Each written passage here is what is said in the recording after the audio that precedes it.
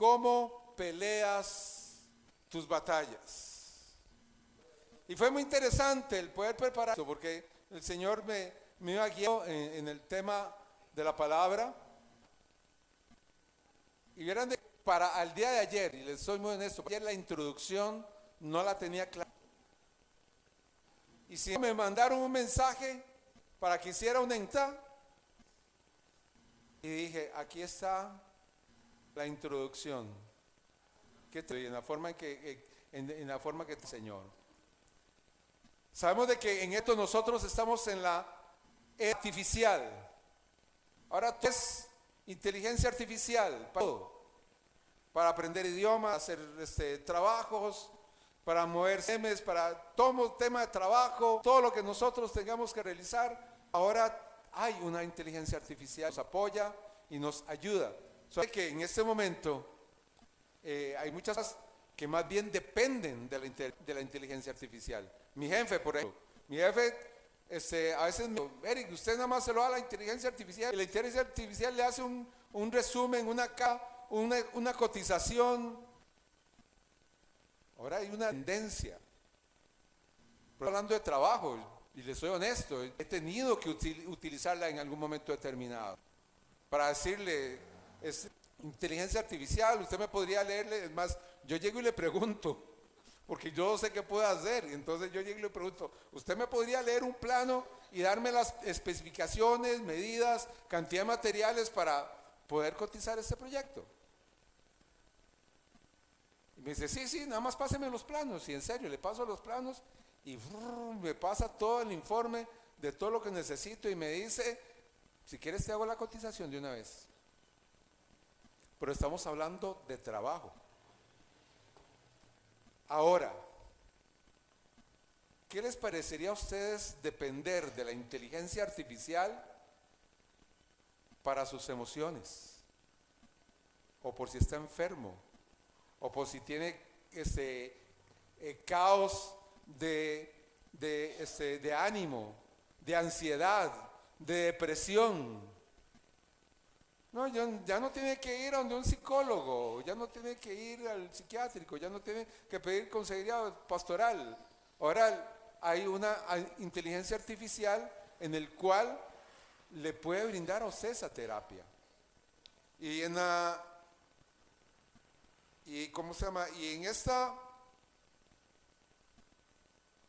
esta encuesta que me enviaron, no la guardé, pero busqué la alternativa para poder tener más información al respecto. Y en serio, preguntas como, ¿ha experimentado usted caos de ansiedad o ánimo? ¿Podría usted confiarle su vida a una inteligencia artificial para que pueda tratar su depresión, para que pueda tratar su vida? ¿Recomendaría usted a otras personas poder utilizar una inteligencia artificial para que trate sus estados de ánimo, sus emociones? ¿Se imaginan ustedes, amados hermanos, poder estar dependiendo de un teléfono, una computadora, una tablet para poder controlar su estado de ánimo, su vida? ¿Hacia dónde vamos? ¿Hacia dónde va la humanidad? Porque ahora va a decir a una inteligencia artificial X, necesito que me atiendas porque me siento deprimido, me siento triste y solo. A una inteligencia artificial. No sé, porque se los comento porque yo en estos días también he tenido mis situaciones. He tenido situaciones en el cual he tenido que tomar decisiones en mi trabajo, donde ha habido una incertidumbre sobre qué es lo que va a pasar con mi vida, con mis ingresos, con mi familia. Problemas con mis hijos, en los cuales he tenido que orar por ellos para que Dios les dé fortaleza, les dé sabiduría para tomar decisiones. He tenido mis batallas y he tenido mis situaciones. Y ahora yo les pregunto a ustedes, ¿cómo pelean sus batallas? ¿Cuáles son sus actitudes? ¿Cuáles son sus reacciones a una situación que ustedes estén viviendo en X o Y momento? Problemas en el trabajo o problemas en su casa. ¿Hacia dónde están dirigiendo sus vidas? Porque es tremendo cuando uno habla con personas que no conocen al Señor y definitivamente no tienen caso, ¿verdad? No hacia dónde ir, no tienen un norte. Pero el problema es cuando tal vez uno habla con una persona cristiana y le dice a uno, es que yo padezco de depresión. Sí, pero es que tienes que creerle a Dios. Sí, pero es que a mí el doctor me dijo que yo padecía depresión y si él lo diagnosticó es cierto. Y entonces no hay un espacio para poder entrar en esa vida y poderle dar una recomendación en el cual Dios tiene la solución. ¿Cuántos creen que para los problemas nuestros, aún emocionales, aún psicológicos, Dios tiene la solución? ¿Cuántos dicen amén? ¿Dios la tiene? Pues tenemos que recurrir a Él entonces. Porque si una persona me dice, es que le da más validez a lo que dice el médico y definitivamente yo estoy mal porque estoy mal, y no centra su vida en el Señor y encontrarlo eso en la misma iglesia, ¿hacia dónde vamos nosotros? ¿Y qué es lo que estamos instruyendo? ¿En quién estamos creyendo? Leyendo las escrituras y pensando y orando al Señor, ¿qué me dice la escritura acerca de mis batallas personales? ¿Qué es lo que me enseña?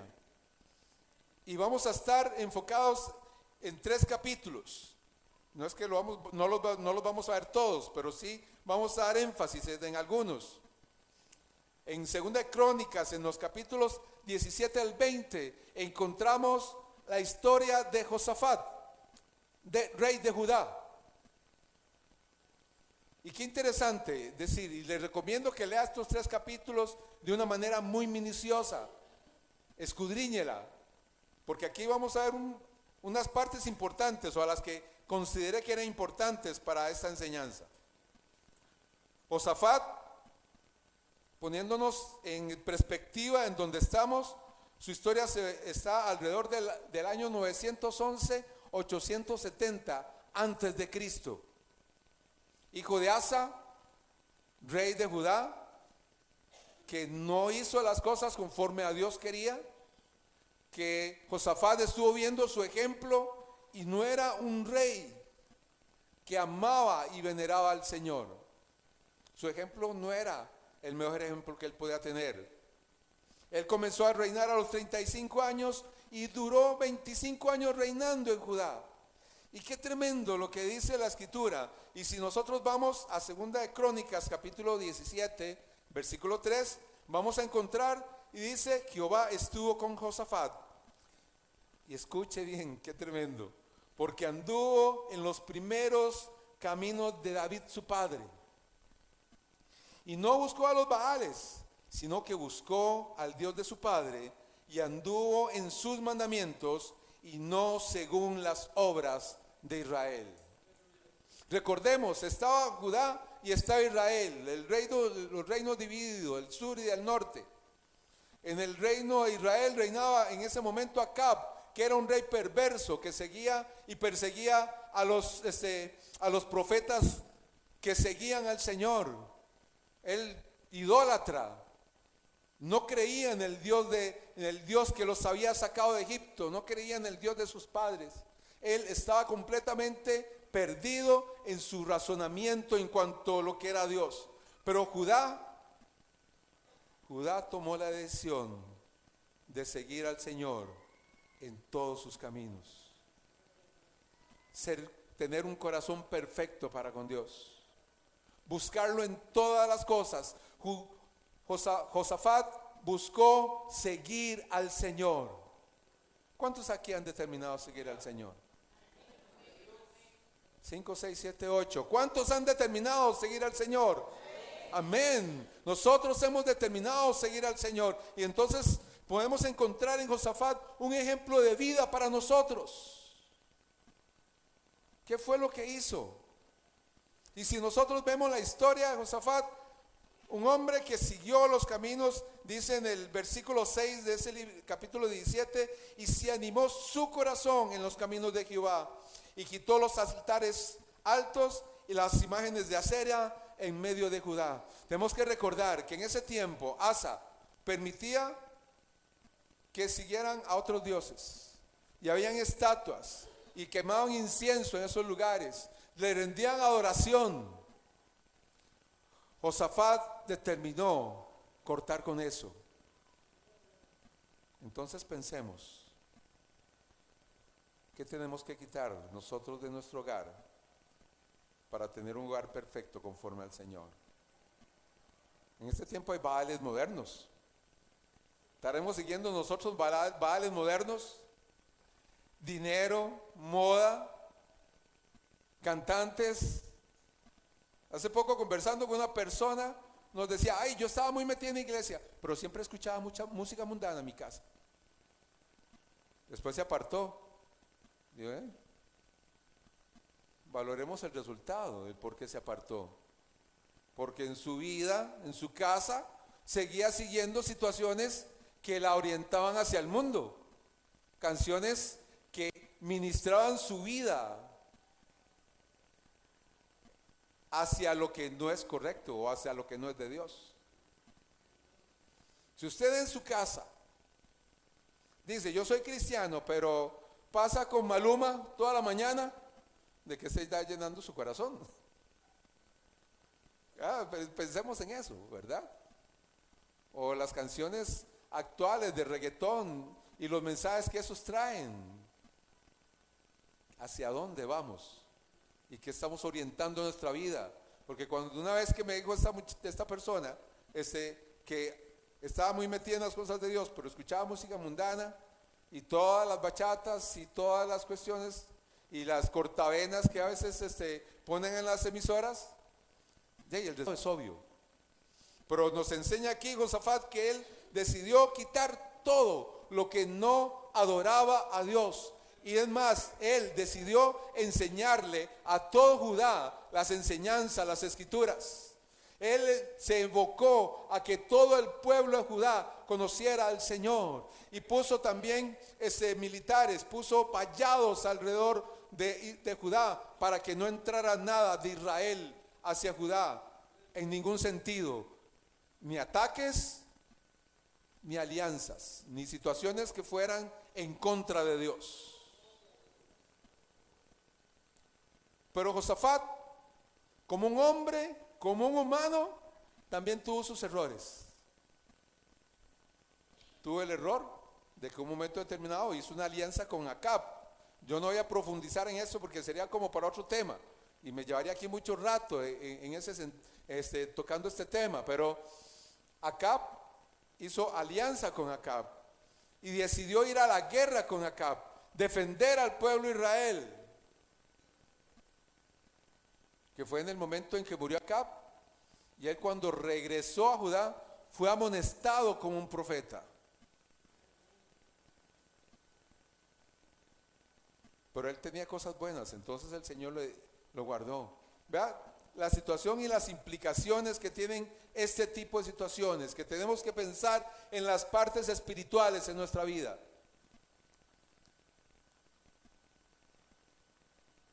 Al hacer esto, Josafat, siguiendo a Acab, fue amonestado.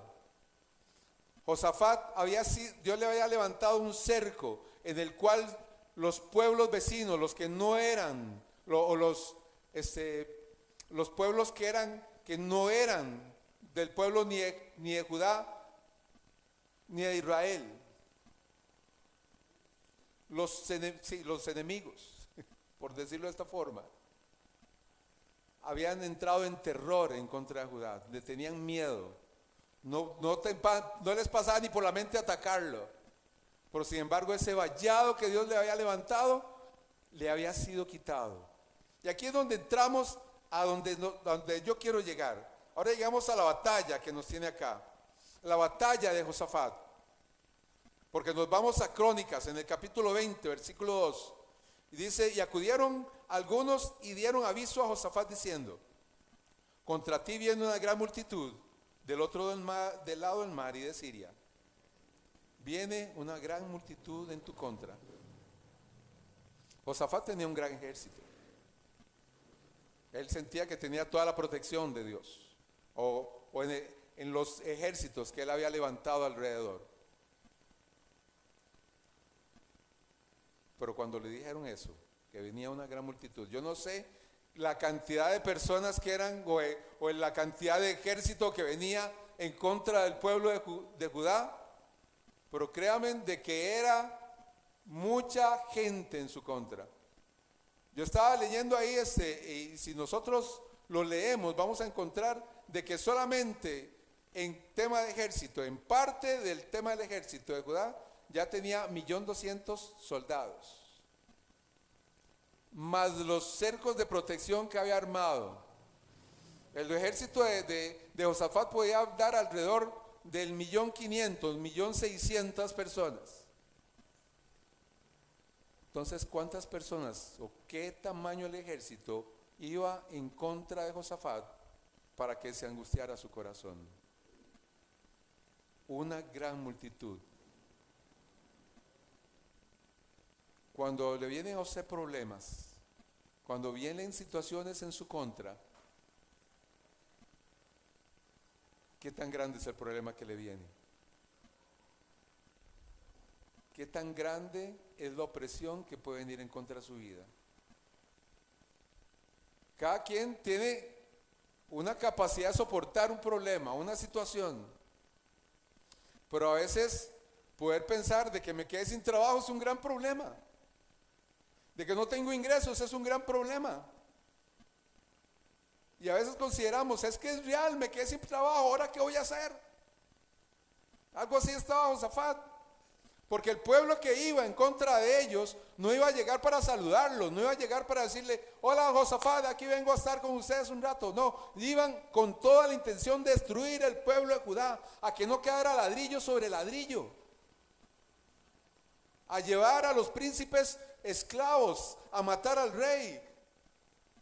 Venían a desterrarlos, porque nosotros en la oración que él hace lo vamos a encontrar y lo vamos a ver. Venían con toda la intención de desaparecer el pueblo de Judá. ¿Quién no se va a asustar con una situación así? Ustedes dirían, no, yo puedo hacerle frente. Y eso es lo que pasa muchas veces. A veces pensamos, es que yo puedo hacerlo, es que yo lo voy a resolver, es que yo voy a tomar las decisiones, es que si yo hago esto, esto o esto, entonces todas las cosas van a estar bien. Pero Josafat no lo hizo así, de esa forma. Estamos hablando de un rey. Estamos hablando de una persona que ejercía gobierno. Estábamos hablando de una persona puesta por Dios, en el cual podía confiar en sus fuerzas, pero él no lo hizo así, de esa manera. Y yo quiero, amados hermanos, en esto abrir un paréntesis. En el Antiguo Testamento, si nosotros le ponemos atención, vamos a encontrar que habían 3 entidades o 3 personas que eran ungidas por Dios: los reyes, los sacerdotes, y aunque una vez dijeron de que los profetas no, pero sí hay una evidencia de que hubo un profeta que fue ungido. Los profetas eran ungidos para ejercer gobierno, los sacerdotes para llevarlo a la presencia de Dios.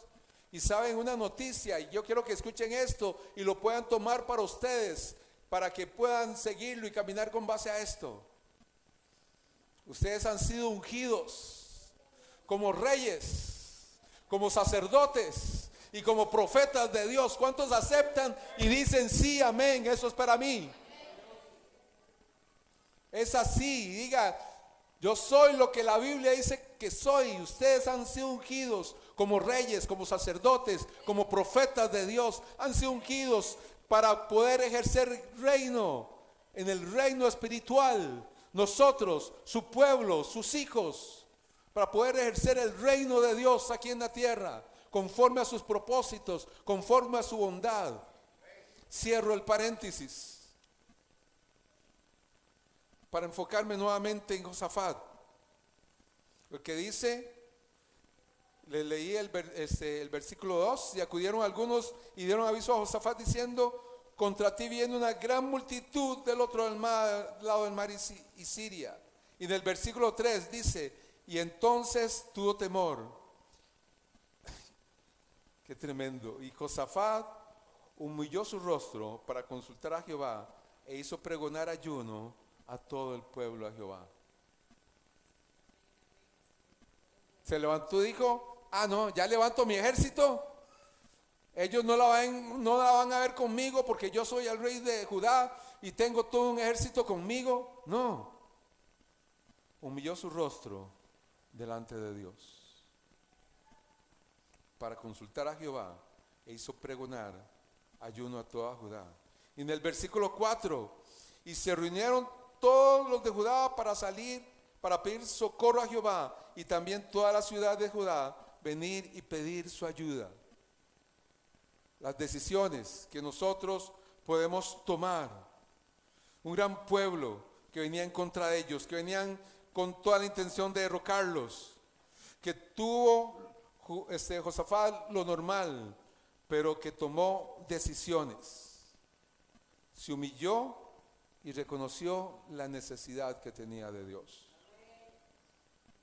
En la Nueva Traducción Viviente dice: y le suplicó al Señor que lo guiara.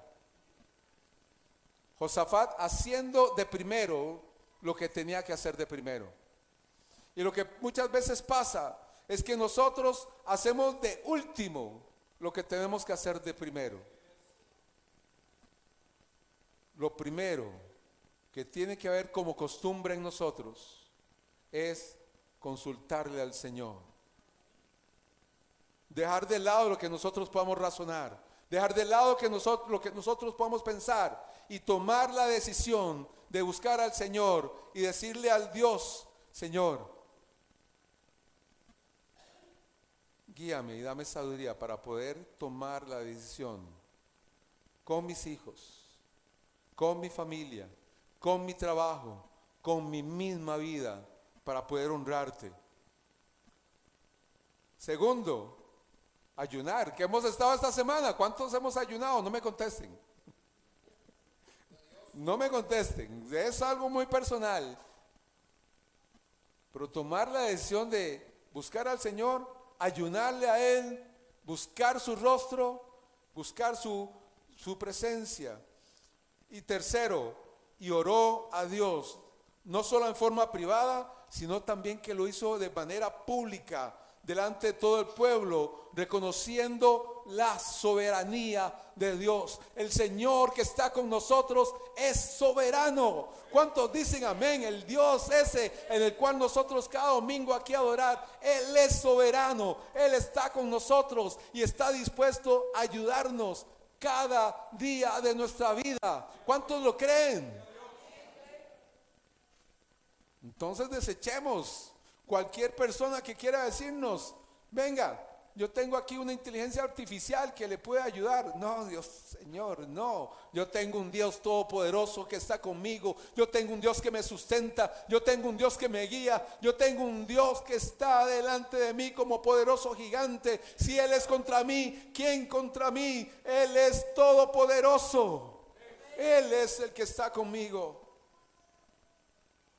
La oración de Josafat fue una oración sincera, y si nosotros vamos a las Escrituras y leemos esa oración y si le prestamos un poco de atención a esa Escritura, vamos a ir a 2 Crónicas capítulo 20 versículo 6 y quiero leérselas y preste mucha atención.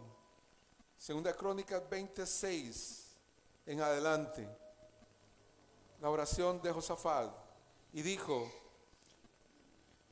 Jehová, Dios de nuestros padres, ¿no eres tú en los cielos y tienes dominio sobre todos los reinos de las naciones? ¿No está tu mano tal fuerza y poder que no hay quien te resista? Dios nuestro, ¿no echaste tú los moradores de esta tierra delante de tu pueblo Israel y le diste a la descendencia de Abraham tu amigo para siempre? Y ellos han habitado en ella y te han edificado en ella santuario a tu nombre, diciendo: si mal viniere sobre nosotros, o espada de castigo, o pestilencia, o hambre, nos presentáramos delante de esta casa y delante de ti, porque tu nombre está en esta casa, y a causa de nuestras tribulaciones clamáramos a ti, y tú nos oirás y salvarás. Ahora pues, y aquí los hijos de Amón y de Moab, y los del monte de Seir, y cuya tierra no quisiste que pasase Israel cuando venía a la tierra de Egipto, sino que se apartase de ellos y no los destruyese. Y aquí ellos nos dan el pago viniendo a arrojarnos de la heredad que tú nos diste en posesión. Oh Dios nuestro, ¿no los juzgarás tú? Porque nosotros, oiga, y preste atención a esto, porque en nosotros no hay fuerza contra tan gran multitud que viene contra nosotros. No sabemos qué hacer, y a ti volvemos nuestros ojos. Y todo Judá estaba en pie delante de Jehová, con sus niños, sus mujeres y sus hijos. Pero qué hermoso poder tener esta actitud delante de Dios. Y quiero repetir esto nuevamente, porque en nosotros no hay fuerza. Cuando reconocemos de que realmente nosotros no podemos.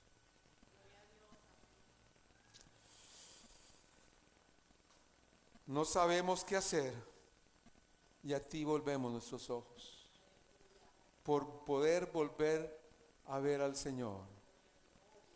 Y no solamente cuando hay problemas, sino que cada día de nuestra vida, que sea nuestra actitud, desde el momento en que nos levantamos, desde el momento en que nosotros abrimos nuestros ojos, poder decirle: oh Dios, creador del universo, gracias porque me estás permitiendo un día más de vida. Pongo mi vida, pongo todo este día en tus manos, mis decisiones, pongo mi trabajo, pongo todo lo que tengo que hacer, pongo mi alacena, pongo mi familia en tus manos para que tú, Señor, sea nuestra guía, porque realmente no podemos por nosotros mismos. Es reconocer de que somos humanos, es reconocer de que somos finitos, que nos equivocamos. Y siguiendo con la historia, sigue diciendo que tremendo, porque aquí con esa actitud de Dios, con esta actitud de Josafat y el pueblo de Judá, se fueron a la guerra, porque recibieron palabra profética. No se angustien, no tengan temor de lo que viene, porque el Señor está con ustedes. El Señor les va a dar la victoria. Y empezaron a cantar, y empezaron a adorar, y empezaron a decir: cuán grande es nuestro Dios, cuán grande es nuestro Dios. Señor, tú eres nuestro Dios, tú eres mi escudo, mi fuerza, el que levanta mi cabeza. Eres tú, Señor, nuestro Dios de Israel, el que nos sustenta, el que nos ayuda. Y empezaron a cantar y a alabar a Dios. Y a la mañana siguiente no fueron lanzas lo que iba adelante, eran alabanzas. El pueblo de Dios con los levitas al frente, con los levitas al frente, con los levitas, con los sacerdotes, con los reyes y sacerdotes de esta iglesia al frente, adorando a Dios, diciéndole al Señor y cantándole en el versículo, lo perdí, aquí está. Y cantaban y decían: Jehová Dios de Israel, con fuerte y alta voz le cantaban al Señor: cuán grande es tu misericordia, para siempre es tu misericordia. y se pararon en el monte para ver al pueblo que venía en su contra. ¿Y saben lo que pasó? Ellos no sabían. Nosotros sí lo podemos ver en retrospectiva, ¿verdad? Lo podemos leer. Pero cuando se pararon ahí vieron los de Moab y los amonitas empezaron a atacarse entre sí, se destruyeron y todos los que venían en su contra murieron. El Señor Dios los puso en emboscadas y fueron destruidos sus enemigos. Y no solamente eso, si le seguimos leyendo vamos a encontrar de que el pueblo de Israel bajó y lo que hicieron fue recoger despojos. Y dicen, hey, despojos, ¿qué es eso? Tesoros. Dice que recogieron oro, plata, vestidos preciosos. Y dice que duraron 3 días recogiendo el botín de guerra. Y cuando hablamos de despojos no eran cualquier cosa. A veces pensamos, ay, basura. No, recogieron de lo mejor de lo mejor. Cuando nosotros confiamos en el Señor, cuando nosotros creemos a Dios, Él nos da la victoria. Dios le dio la victoria. Dios le dio la victoria al pueblo de Israel. ¿Cuántos alaban a Dios? ¿Cuántos le dan aplauso a Él? Porque Él les dio la victoria. Y ¿saben qué? Ese Dios que estaba con Judá en ese momento es el Dios que está con nosotros. Yo no sé cuáles son sus preocupaciones que tienen. Yo no sé cuáles son sus luchas. Problemas de salud, financieros, problemas matrimoniales.